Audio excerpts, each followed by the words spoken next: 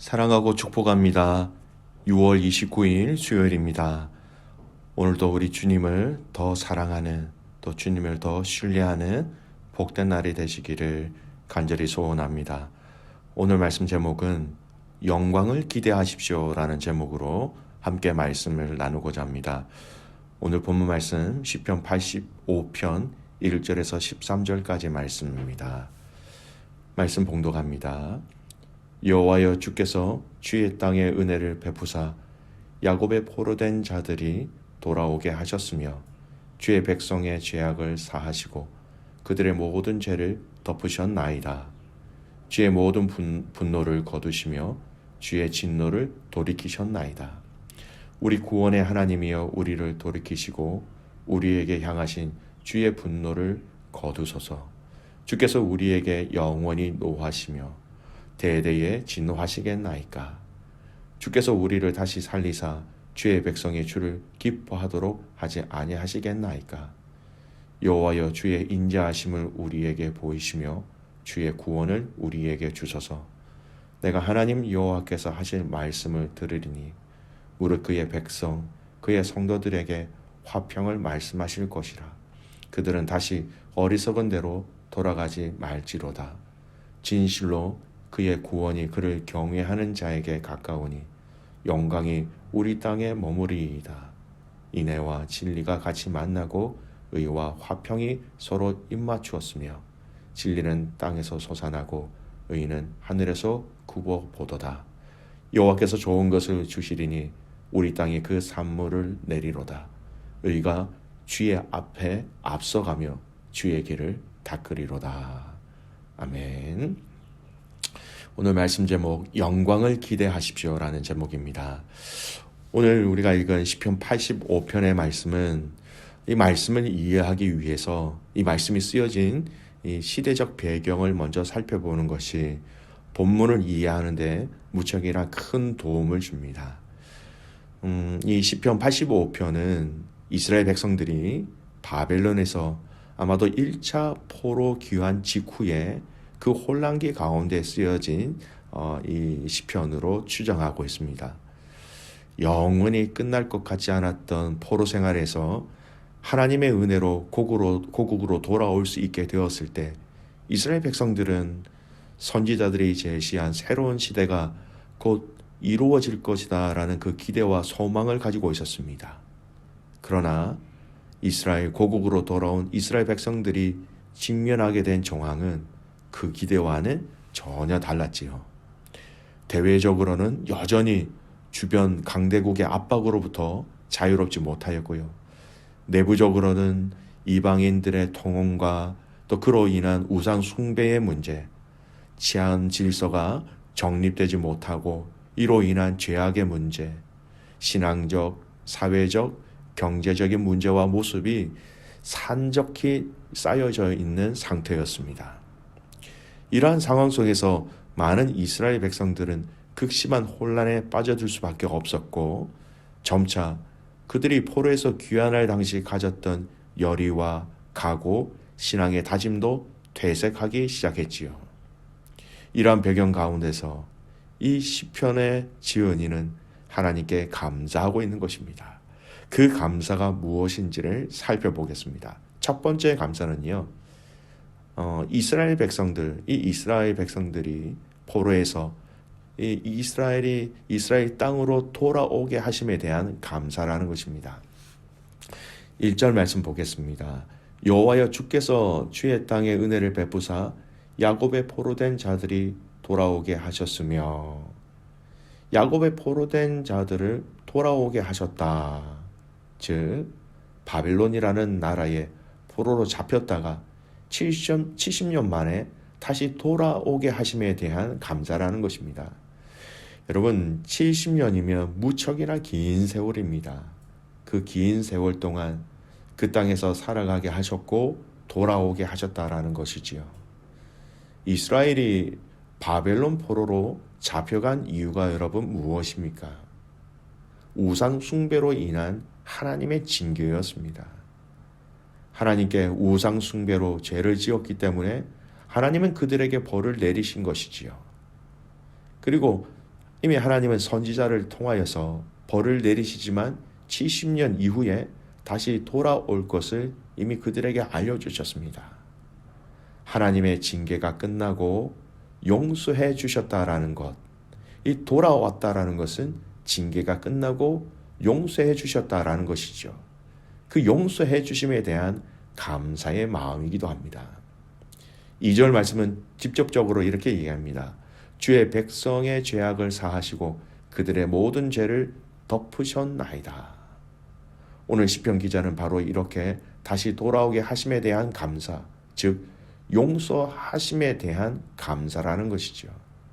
이 시편 기자의 감사를 통하여서 오늘 우리가 다시금 기억해야 할 감사는 바로 우리를 용서해 주심에 대한 감사라는 것입니다. 이 용서에 대한 감사라는 것은요, 우리 죄를 위하여 예수님이 십자가에 죽으시고 부활하심에 대한 감사로 이어지는 것입니다. 그래서 우리는 이 십자가의 은혜, 즉 용서의 은혜를 잊어서는 안 됩니다. 사도 바울이 영적 아들 디모데를 권면하며 쓴 서신의 말씀을 살펴보겠습니다. 디모데후서 2장 8절 말씀이죠. 내가 전한 복음대로 다윗의 씨로 죽은 자 가운데서 다시 살아나신 예수 그리스도를 기억하라. 사랑하는 아들아, 사랑하는 나의 영적 아들 디모데야, 죽으시고 부활하신 예수님을 기억하라. 가장 소중한 것, 잊지 말아야 할 것이 무엇인지 예수님이라고 사도 바울은 정확하게 알려주고 있는 것입니다. 오늘 이 하루 저와 여러분에게 제사함을 통한 용서를 허락하신 그 예수님을 기억하는 귀하고 복된 날이 되시기를 간절히 소원합니다. 두 번째, 오늘 이 말씀은요, 영광을 회복시켜 주실 것에 대한 감사입니다. 오늘 말씀은 아직 이제 돌아온 이스라엘 백성들의 이 땅에 아직도 여전히 부족하고 불완전한 것이 많은 상태였습니다. 여전히 돌아온 그 땅의 현실은 어땠습니까? 서두에 말씀드린 것처럼 주변에 강대국의 압박이 있었습니다. 언제 다시 우리가 이 나라에 어려움이 있을지 모르는 미래에 대한 두려움이 있었다라는 것입니다. 내부적으로 모든 도덕과 또 치안과 질서가 정립되지 못한 그 상황 속에서 이미 그 땅에 살고 있었던 이스라엘 백성들과 아수르 사람들의 그 통혼을 통하여서 이미 민족적인 혈통의 그런 변화, 그것으로 인한 우상 숭배의 문화가 그 땅에 남아 있었지요. 문제투성이의 시대였습니다. 돌아온 이스라엘 백성들의 삶 속에서는 70년이라는 긴 세월로 인하여서 하나님을 경외한다라는 것을 알지 못하고 있었던 그들이었습니다. 70년 만에 돌아온 그들과 그들의 후손들이 하나님을 경외하는 그 삶, 그 마음이 많이 무너져 내렸고요. 이미 하나님을 경외한다는 것과는 단절된 삶을 그들은 살고 있었던 것입니다. 긴 세월을 통해서 하나님을 경외하는 것도, 하나님을 의지하는 것도, 하나님을 신뢰하는 그 방법도 다 잊혀진 상태였다는 것이죠. 하지만 시편 85편의 지은이는 이 모든 것을 회복하게 하실 것에 대하여 믿음으로 고백하며 감사하고 있는 것입니다. 이 모든 현실의 문제를 언젠가는 하나님께서 회복시켜 주실 것인데, 이 회복을 오늘 본문에서는 영광이라는 단어로 고백하고 있습니다. 9절 말씀 보십시오. 진실로 그의 구원이 그를 경외하는 자에게 가까우니 영광이 우리 땅에 머무르리이다. 미래적인 표현입니다. 하나님의 영광이 우리 땅에 머물 것이다. 회복된 영광을 이후에 10절 말씀은 구체적으로 이야기합니다. 인애와 진리가 같이 만나고 화평이 서로 입맞추고 진리는 땅에서 솟아나고 의는 하늘에서 굽어보도다. 여러분, 인애, 진리, 화평, 진리, 의, 여러분, 이 모든 것은 하나님이 가지고 계신 성품입니다. 이 말은 이 땅에 하나님의 성품이 흘러차고 넘치는 그 영광의 회복에 대해서 기대하며 감사하고 있는 것이죠. 하나님이 가지고 계신 이 거룩한 성품이 이 땅 가운데 충만하게 언젠가는 꼭 임할 것이다. 이렇게 선포하고 믿고 있는 것입니다. 현실은 여전히 돌아온 이스라엘의 영적 상태는 거룩하지 못하였고 부족하고 연약하였지만 장차 그 영광을 회복하게 하실 하나님에 대해서 신뢰와 감사를 고백하고 있는 것입니다. 우리의 삶을 바라보십시오. 우리의 현실을 바라볼 때 아직도 여전히 부족하고 연약한 우리 자신들을 볼 때가 있습니다. 우리의 가정에서도 우리 공동체 안에서도 여전히 우리의 모가 난 모습들, 나태한 모습들, 그리고 때로는 암담한 현실로 인하여 우리의 마음이 낙심될 때도 있습니다. 하지만 오늘 이 시편 85편 기자처럼 우리의 현실은 부족하고 연약하고 형편없다 할지라도 장차 이루실 하나님의 그 회복의 영광을 기대하며 기다리며 기도하며 살아가는 그런 소망이 있는 인생 되시기를 간절히 소원합니다. 그 영광의 날이 우리 앞에 있음을 선포하며 기대하며 살아가십시오. 로마서 8장 18절 말씀입니다.